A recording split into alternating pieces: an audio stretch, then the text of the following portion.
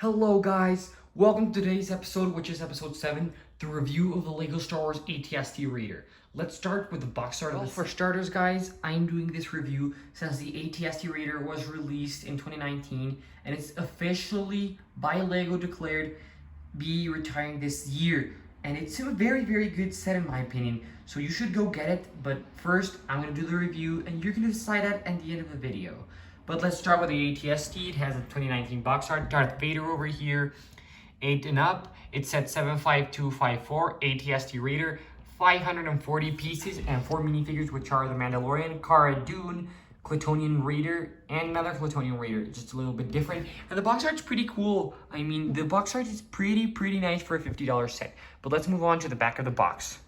Yeah guys, so over here in the back of the box, we can see more images for the ATST and the playability, which over here, the rotation of the legs, we can see over here the interior, we can see the rotatability of the neck, as I would call it, from the ATST, and over here the spring-loaded shooters. So guys, without further ado, let's move on to the instruction manual. I know the instruction manual, it's not worthy for you, but I do have to say it doesn't have errors. It has a QR chip if you want to scan it, and over here, I just love this type of instruction manual where it's not very curved.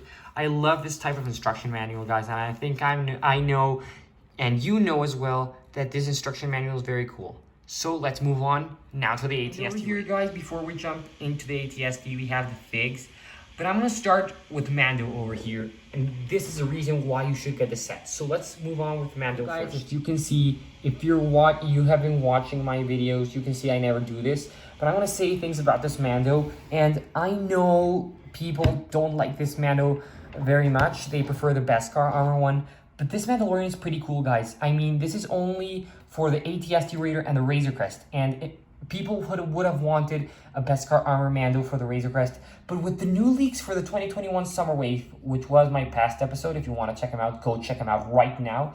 This Mando is going to be pretty cool. And sooner or later, this Mando is going to have a ton more value than the Beskar armor one is. Even though the Beskar armor one has arm printing and everything, and it's cooler, this one's gonna stay exclusive for the Razor Crest and ATST because it's the old Mandalorian. The Beskar armor Mando will be in Moff Gideon's cruiser in the Slave 1. It's gonna be in Trouble on Tatooine. It's gonna be on the Armory, which pictures have not been leaked out, but it will be in that set, it's confirmed, and in the Advent calendar. So we're gonna have 5 sets that have Beskar armor Mando, and this one over here, which is the Season 1 Mando, it's gonna remain exclusive to these 2 sets. So this is a real drawback. I mean, this one's gonna be a much more expensive figure in the future than the Beskar armor one. The Beskar armor one is gonna be way too popular. Guys, so we saw a lot of Mando information. Let's move on. Cara Dune, she's no longer exclusive to the set, guys.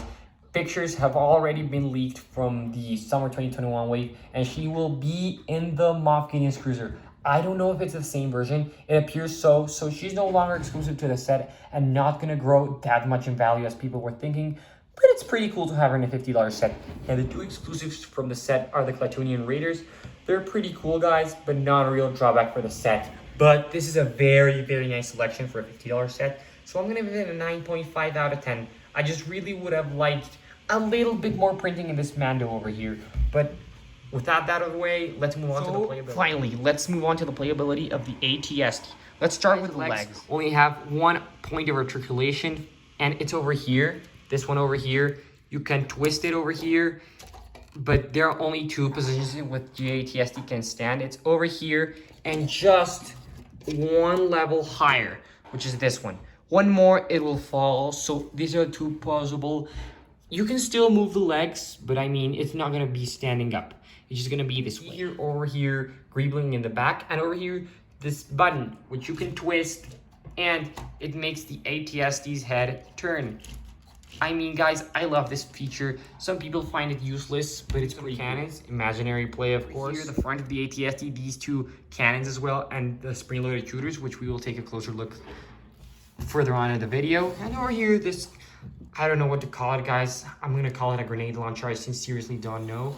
And over here are the buttons, which you press and spring-loaded shooters. Consider, guys, that there's only 1 way to get into the interior of the ATST, and that's over here, where you can have a place to put your minifigure. There's a control panel, and over here, a place to put your weapon. And the other way that in my opinion, not a way in. It's over here where you could put a figure so he stands, but it's really very, very small, guys, and figures don't fit. So this is a great place to put just a figure, but not unreal access to the interior. Guys, I know the ATST is not the best set for playability, but it's pretty cool, guys. I mean, you can play a ton of scenes with the ATST, even though it's the Mandalorian type. But guys, let's start with the display and design category, and I'm gonna give this category a 9. I just think there are some details missing. This set has a ton of stickers, guys. I mean, if you hadn't noticed that already, I mean, you're bad, guys. It has tons of detail, and that's why I give it a 9, guys. I just also think there are some parts which they could have been better, but it's pretty cool, guys. So let's move on. Very slight notice, guys, but over here, I've modified the ATST since it has a hammer piece, but the cannon over here, all of this always fell off. This fell off pretty easily, so I modified it just to use a stick, one of these black ones, which is included in the set. So I really recommend you guys. Jumping to the question of the day, should you get the ATST Raider? And this is a no-brainer question for me, guys. Even if you have the 2016 ATST from Rogue One, you have to get this set. Personally, I love the Mandalorian, and these figures are simply spectacular. Even though just the Klatooinian Raiders are exclusive, I just seriously love this set, guys. I mean, for now, I only have 5 sets of the Mandalorian. Soon there's going to be 10, but for now there are 6. I'm missing one. But I'm a completionist, guys, and having the ATST, it's spectacular, guys. It has a very good value, good figs, good set, good display, good playability. So, guys, go get the set right now. I mean, soon, very soon, this set's going to be retired. So, guys, I really would not think about it. Go get this set right now. In some places, you can even get it at $40, but for $50, it's still a good price.